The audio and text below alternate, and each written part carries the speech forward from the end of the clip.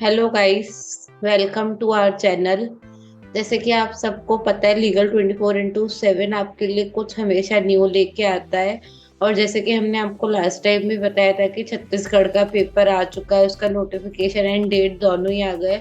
तो हम आपके लिए कुछ छत्तीसगढ़ के और कुछ नॉर्मल माइनर एक्ट्स लेके आ रहे हैं। ये जो माइनर एक्ट्स होते हैं ये आपके बहुत ही ज्यादा कवरिंग एक्ट्स होते हैं, इससे आप बहुत अच्छे मार्क्स स्कोर कर सकते हो। कि यहाँ पे बहुत ही कम चीजें और बहुत ही छोटे एक्ट होते हैं, तो जिनसे आप अच्छे से कवर करके बहुत आप इजीली मार्क्स ले सकते हो। तो जो आज हमारा नया एक्ट है उसका नाम है द लिमिटेशन एक्ट 1963। तो मैं आइए आपको इसकी पीडीएफ शेयर कर देती हूँ और फिर हम आज द लिमिटेशन एक्ट 1963 स्टार्ट करते हैं।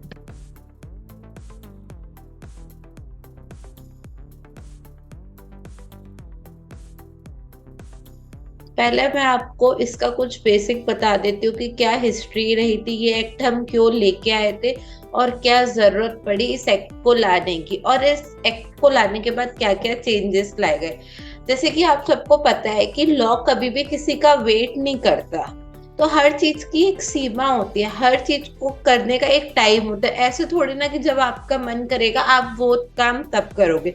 तो मेनली जो पर्पस था, जो ऑब्जेक्ट था लिमिटेशन एक्ट का, वो ये था कि जो टाइम है आप पर्टिकुलर एक टाइम के अंदर चीजें करो। आप ये नहीं कि जब आपका जो मन कर रहा है आप तब वो करो। ऐसा नहीं, आपको एक पर्टिकुलर टाइम बना के रख दिया। जैसे किसी के साथ कुछ भी ऑफेंस होता है, किसी के साथ कोई भी गलत होता है, क्राइम होता है, तो वो थोड़ी ना वो 10 साल बाद आ रहा है और उसका केस कर रहा है कि मेरे साथ 10 साल पहले ये हुआ था। नहीं, तो तुम ऐसा थोड़ी ना कर सकते हो। तो तुम्हारे पास एक पर्टिकुलर टाइम होता है कि आप इस टाइम पे ये कर सकते हो। तो जो लिमिटेशन एक्ट है वो फर्स्ट लेके आए थे ब्रिटिश ब्रिटिश गवर्नमेंट ने। इसको सबसे पहले इंट्रोड्यूस किया था कॉन्सेप्ट ऑफ लिमिटेशन आपका 1859 में, जो कि आपका इन्फोर्स किया गया 1862 में। बट 1870 में इसको रिमूव कर दिया गया और 1871 में एक न्यू कोड बनाया गया। और फिर कुछ चेंजेस लाते लाते कुछ कई जगह अमेंडमेंट आई, कई जगह कुछ किया। फिर वहां पे आपका जो 1963 वाला एक्ट था, द लिमिटेशन एक्ट 1963, इसको कंफर्म कर दिया। तो जो आज भी आपका लिमिटेशन एक्ट माना जाता है वो ये माना जाता है द लिमिटेशन ऑफ एक्ट 1963। ठीक है। मैं आपको पहले इसका ये जो आपका लिमिटेशन एक्ट है ये मेनली एक मैक्सिम पे बेस्ड है, यू बी जस्ट रेमेडियम where there is a right there is a remedy. जहां पे किसी पर्सन का राइट है वहां पे उसकी रेमेडी तो होगी, बट उसकी रेमेडी कब तक होगी? पूरी लाइफ टाइम तो किसी की रेमेडी नहीं हो सकती ना। तो उसका जो प्रॉपर एक लिमिटेशन है वो यहाँ पे आपको इस एक्ट के अंदर बताया गया है। ठीक है। यहाँ पे भी आपको बता देते, जैसे कि मैंने आपको लास्ट टाइम भी बताया था कि हमेशा किसी भी एक्ट को पढ़ने का एक पर्टिकुलर वे होता है। ये नहीं कि आप सीधे उठे और सेक्शन 1 पे आ गए। नहीं, आपको सबसे पहले उसका कुछ बेसिक पता होना चाहिए। और जो हमेशा हर जो एक्ट होता है उसके आपको चैप्टर्स और उसका पहले आपको एक बार इंडेक्स से ओवर थ्रू करना चाहिए। तो आइए हम इस एक्ट का कर लेते हैं। तो जैसे कि ये जो एक्ट है ये आपका टोटल 5 पार्ट्स में बटा हुआ है, इसमें टोटल 32 सेक्शन है। और कुछ शेड्यूल्स बताए गए हैं। जो इसमें शेड्यूल्स है वो भी 3 पार्ट्स में आपके डिवाइडेड है। पहले इसमें आपके सूट के शेड्यूल्स है, देन अपील के, और फिर लास्ट आपके एप्लीकेशन के शेड्यूल है। तो इसमें टोटल 137 शेड्यूल्स आपके दिए गए हैं लिमिटेशन एक्ट में। ठीक है, और कुछ बेसिक्स जान लेते हैं। ये जो लिमिटेशन एक्ट है ये आपका डॉक्ट्राइन ऑफ लेचिस पे बेस होता है। लेचिस के ऊपर ये आपका अप्लाई करता है। उसके बाद ये जो एक्ट है ये आपका एग्जॉस्टिव एक्ट नहीं है। ये जो आपका एक्ट ये आपका एग्जॉस्टिव नहीं है, क्योंकि जरूरी नहीं कि जैसे कि हर एक्ट की अलग अलग लिमिटेशन उनके कुछ पर्टिकुलर में दी हुई है। जैसे आप क्रिमिनल पढ़ोगे तो सीआरपीसी में कब तक क्या कोई ऑफेंस फाइल हो सकता है उसके लिमिटेशन खुद सीआरपीसी में बताए गए। कि अगर कोई भी ऑफेंस 6 महीने से लेके 1 साल तक का है तो उसकी लिमिटेशन 1 साल है। तो ऐसे हम ये नहीं बोल सकते कि हमारे जितने पूरे लॉज है उनकी खाली लिमिटेशन लिमिटेशन एक्ट गवर्न कर रहा है। ऐसा कुछ नहीं है, हर लॉ की कुछ स्पेसिफिक यहाँ पे लिमिटेशन है। बट आजकल जो बहुत सारे लॉज आते हैं वो अपनी लिमिटेशन खुद लेके चलते हैं। ठीक है, ये जो आपका लिमिटेशन लॉ है ये पब्लिक पॉलिसी के ऊपर बेस है। ठीक है, तो आइए हम इस एक्ट को स्टार्ट करते हैं। मैंने आपको जैसे कि बता दिया कि इसमें पांच, आपका ये पांच पार्ट्स में डिवाइडेड है। फर्स्ट आपका प्रिलिमिनरी है, second limitation of suits, appeal and applications है, थर्ड आपका बात करते हैं कंप्यूटेशन ऑफ पीरियड, फोर्थ आपका एक्विजिशन, और फिफ्थ आपका जो हर किसी का मिसलेनियस होता है वही है। आइए तो हम फर्स्ट की बात करते हैं आज, द लिमिटेशन एक्ट 1963। ठीक है, एक्ट नंबर 36। मैंने आपको लास्ट एक्ट में भी बताया था कि एक्ट नंबर का वो मतलब होता है कि 1963 का कौन से नंबर का ये एक्ट है। तो 1963 में बहुत सारे एक्ट आपके आए होंगे, तो ये जो एक्ट है ये आपका 36वें नंबर का एक्ट है। तो जो कई बार आजकल आपको पता है कि जैसे day by day pattern change हो रहे हैं, तो उसमें पूछ लेते हैं। तो ये जो है ये एक्ट नंबर 36 है 1963 का। यहाँ पे जो आपके राइट साइड में एक डेट दी रहती है, ये आपकी इनेक्टिंग डेट है, कब आपको इसे इनेक्ट किया गया था। वो किया गया था आपका 5 अक्टूबर 1963 को। तो आप इस डेट को अच्छे से देख लीजिए। ठीक है, उसके बाद अब आते, जैसे कि मैंने आपको इसमें एक इसका शेड्यूल आपको पहले ही बता दिया था कि ब्रिटिश गवर्नमेंट ने 1859 में पहले से ब्रिटिश गवर्नमेंट लेके आई थी। और उसको जो आपका 1859 वाला कोड था, फर्स्ट लॉ ऑफ लिमिटेशन, उसको इन्फोर्स किया गया था 1862 में। बट उसको फिर अगेन रिमूव करा गया 1870 में। फिर आपका 1871 में न्यू कोड लेके आए। तो एक मतलब पूरा सिक्वेंस है कि जो एक बार कई बार ये पूछ रहे थे कि 1963 से आपका पहले वाला कौन सा एक्ट था। तो 1963 से पहले हमारे पास 1903 वाला एक्ट था। तो आप, सॉरी, 1908 वाला एक्ट था। तो आप, अगर आपको कुछ और याद रहे ना रहे, तो आपको ये तो याद रखना ही चाहिए कि 1908 वाला एक्ट था। वो कई बार ये क्वेश्चन आ सकता है। और आपका फर्स्ट कौन सा एक्ट था? तो फर्स्ट आपका 1859 वाला था, जो ब्रिटिश गवर्नमेंट लेके आई थी। और जैसे कि बता दिया मैंने आपको स्टार्टिंग में, ये एक्ट एग्जॉस्टिव नहीं होता है। और ये जो एक्ट है ये आपका एग्जेक्टिव और प्रोसीजर एक्ट है। ये आपका कोई सब्सटेंटिव नहीं है, ये आपके कोई भी राइट्स और लाइबिलिटीज नहीं बताता। बट आपको एग्जेक्टिव है, जो आपके पूरे राइट्स को सिक्योर करता है, उनको बचाता है। ठीक है, तो आइए हम इससे स्टार्ट करते हैं। ये हर एक्ट का लॉन्ग टाइटल होता है। तो हम यहाँ से आप हमेशा याद रखिएगा, ऑलमोस्ट ये जब आप हमेशा लॉन्ग टाइटल पढ़ते हो वहां पे 3 वर्ड्स यूज किए जाते हैं। An act to define, define का मतलब होता है कि आपको वो कोई नई चीज बता रहे। कंसोलिडेट मतलब वो कहीं से कंसोलिडेट हुआ है, मतलब दो या दो चीजों से मिलकर उसे कंसोलिडेट किया गया। और अमेंड का मतलब होता है कि जो पुराने एक्ट में, जैसे 1908 वाला था, कुछ हमने वहां पे अमेंडमेंट किया है। तो यहाँ पे हमारा ये जो वर्ड यूज किया गया, नेक्स्ट तो कंसोलिडेट करना, चीजों को एक साथ मिलाना और जो अमेंड करना। Quickly the law of limitation of suits, आपका जो सूट्स का लिमिटेशन होगा वो, और प्रोसीडिंग्स, या तो किसी भी सूट का लिमिटेशन या फिर किसी भी प्रोसीडिंग्स का, फॉर पर्पस कनेक्टेड देयर, जो आपका पर्पस कनेक्ट किया गया है उसके लिए। तो यहाँ पे आपको ये बहुत इंपॉर्टेंट हो जाता है कि आपको ये चीज याद रखनी पड़ती है कि क्या क्या आपके लॉन्ग टाइटल में वर्ड्स यूज किए गए। तो आपका कंसोलिडेट और अमेंड वर्ड इसमें यहाँ पे यूज किया गया, काय के लिए यूज किया गया? For the limitation of suits, आपके आपके सूट की लिमिटेशन क्या होगी, और कोई अदर प्रोसीडिंग से जो उससे कनेक्टेड में उसके लिए। ठीक है, और by it enacted by the parliament in the 14th year of republic of India as follows। तो भाई इनेक्टेड कब हुआ था आपका? 14th ईयर ऑफ रिपब्लिक में। ठीक है, अब आता है आपका इसका पार्ट 1 प्रिलिमिनरी। तो आपका आता है section 1 short title extend and commencement. ये आपका हर एक्ट का ऑलमोस्ट सेक्शन सेम रहता है, बट यहाँ पे आपकी इन्फोर्सिंग डेट और ये सारी चीजें चेंज हो जाती हैं। So this act may be called the Limitation Act 1963. It extend to whole of India. After आपने पढ़ा होगा 2019 के अमेंडमेंट के बाद ये जो सारे एक्ट है ये आपके जम्मू कश्मीर पे भी अप्लाई होने लगे, तो अब ये लाइन कट जाएगी, तो ये आपके पूरे होल ऑफ इंडिया पे अप्लाई करता है। ये आपका क्या पता था, यहाँ पे जो फर्स्ट का क्लॉज है आपके टेरिटोरियल ज्यूरिडिक्शन की बात करते हैं, मतलब कहाँ तक ये एक्ट अप्लाई, हम कहाँ पे अप्लाई कर सकते हैं, हम इस एक्ट को पूरे इंडिया में अप्लाई कर रहे हैं। आपका ऑफेंस बेंगलोर हो रहा है, आपका ऑफेंस चेन्नई में हो रहा है, कहीं पे भी आपका कोई भी सूट है, कहीं पे भी कुछ है, तो आप इस एक्ट को अप्लाई कर सकते हैं। It shall come into force on such date as the central government may by notification in the official gazette। मतलब ये कब आपके इन फोर्स में आया, मैंने आपको लास्ट में भी बताया था कि हर एक्ट में दो डेट्स रहती है।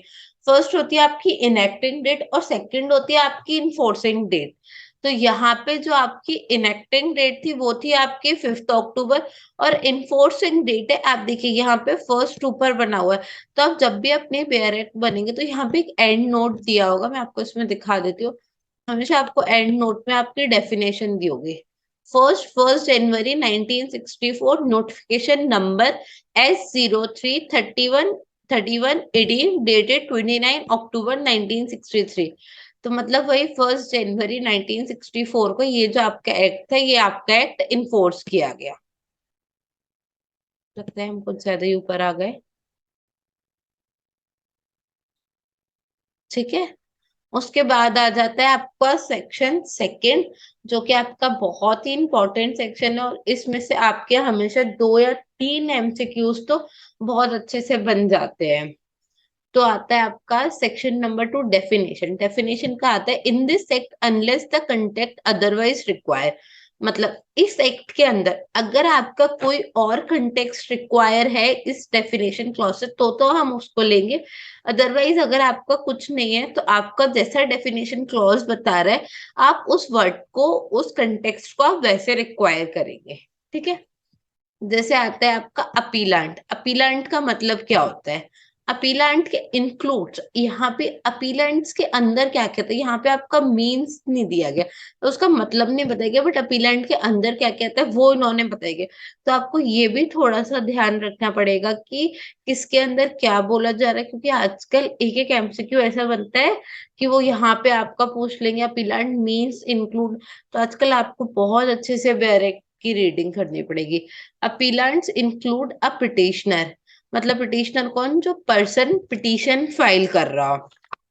ठीक है, उसके बाद इसका क्लॉज 2 बोलता है any person from or through whom an applicant derives his right to apply. कोई ऐसा पर्सन जिसके द्वारा या जिससे एप्लीकेंट के राइट्स, जिससे उसको राइट्स का राइट फाइल करने का, मतलब उसके राइट्स ड्राइव हो रहे हैं, जिसके थ्रू उसको राइट मिल रहा हो फाइल करने का, तो वो भी आपका अपीलेंट हो सकता है। और any person whose e-state is represented by the appellant, मतलब वो उसके जो e-state होता है उसे रिप्रेजेंट कर रहा हो। अपीलेंट एज एग्जीक्यूटर हो सकता है, एडमिनिस्ट्रेटिव हो सकता है, लीगल हायर्स हो सकते हैं, या कोई और रिप्रेजेंटेटिव हो सकता है। तो हम एक बार रिप्रेजेंटेटिव हो सकते हैं, तो हम एक बार फिर पढ़ लेते हैं कि आपका पिटिशनर अपीलेंट के अंदर कौन कौन आता है। तो फर्स्ट अपीलेंट के अंदर एक पिटिशनर आता है, मतलब वो खुद स्वयं, मतलब वो स्वयं कर सकता है। सेकेंड है any person from or through whom an appellant derives his right to apply, जिसके थ्रू उसका राइट टू अप्लाई आ रहा हो, जिससे उसका ड्राइव हो रहा हो। तो यहाँ पे जैसे आपके जो लीगल लॉयर्स हो गए या फिर आपके अटॉर्नीज हो जाते हैं, कि उनके पास आपका राइट टू अप्लाई आता है, आपसे उनके पास राइट टू अप्लाई जो होता है वो ड्राइव्स हो जाता है। और any person whose e-state is represented by the appellant, जो आपकी कोई भी ई स्टेट को रिप्रेजेंट करता है, जैसे एग्जीक्यूटर, एडमिनिस्ट्रेटर और अदर रिप्रेजेंटेटिव, तो ये आपके अपीलेंट हो जाते हैं। फिर आता है आपका सेकेंड डेफिनेशन, एप्लीकेशन। एप्लीकेशन मतलब होता है कोई भी आवेदन देना, तो एप्लीकेशन के अंदर क्या आपका आता है, पिटीशन। एप्लीकेशन के अंदर पिटीशन, बट आप याद रखिएगा ये जो एक्ट है आपका, लिमिटेशन एक्ट, आपकी रिट पिटीशंस पे अप्लाई नहीं होता। जो आप कभी भी आप हाई कोर्ट और सुप्रीम कोर्ट में अपनी रिट पिटीशन फाइल करते हो अंडर आर्टिकल 32 और आर्टिकल 226 ऑफ इंडियन कॉन्स्टिट्यूशन, तो वहां पे आपका कभी भी ये एक्ट अप्लाई नहीं होता। एक आपका त्रिलोक चंद का जजमेंट आया था और विजय राय सिंधिया का जजमेंट था, जिसमें ये बोला गया था कि ये जो एक्ट है, एक्ट अनकॉन्स्टिट्यूशनल नहीं है। The limitation act is not an unconstitutional act, but it is not apply on writ petitions. तो जो रिट पिटिशंस होते हैं उनकी खुद की एक पर्टिकुलर लिमिटेशन होती है, बट वो एक लिमिटेशन एक्ट से कभी भी गवर्न नहीं हो सकते। हर हाई कोर्ट और हर सुप्रीम कोर्ट, जैसे जितने स्टेट्स में हाई कोर्ट होंगे, तो उनमें रिट पिटीशन की क्या लिमिटेशन है वो हाई कोर्ट के रूल्स में बताया गया, रेदर देन आपका सुप्रीम कोर्ट और आपका लिमिटेशन एक्ट। तो जैसे एमपी का जो ग्वालियर बेंच का है, जो आपका हाई कोर्ट के रूल्स है 2007 और 2008 वाले, तो उसमें खुद बताएगी कि आप एक रिट पिटीशन कब फाइल कर सकते हो। ठीक है, अब आता है तो यहाँ पे आप ये वाली चीज नोट कर सकते हैं, कई बार एमसीक्यूज में आ जाता है कि आपका ये जो अप्लाई होता है एप्लीकेशन, एप्लीकेशन में आपका उसके ऊपर अप्लाई नहीं होता है लिमिटेशन एक्ट रिट पिटिशंस के ऊपर। मैं आपको कुछ और चीजें बता देती हूँ कि आपका लिमिटेशन एक्ट कहाँ कहाँ अप्लाई नहीं होता है।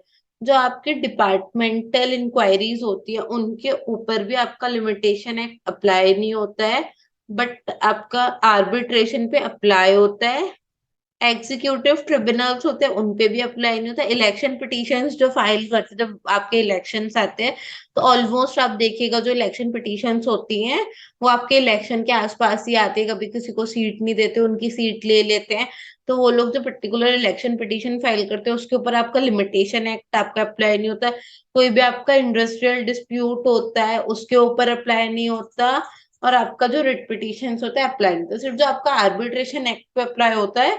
आपका जो बार डिपार्टमेंटल इंक्वायरीज पे अप्लाई नहीं होता, एग्जीक्यूटिव ट्रिब्यूनल्स पे अप्लाई नहीं होता, इलेक्शन पिटीशन पे अप्लाई नहीं होता, इंडस्ट्रियल डिस्प्यूट पे अप्लाई नहीं होता, रिट पिटीशंस पे अप्लाई नहीं होता। सिर्फ आपका आर्बिट्रेशन पे अप्लाई होता है। ठीक है, और इसका तो मैंने आपको रिट पिटीशंस के दो जजमेंट भी बता दिए।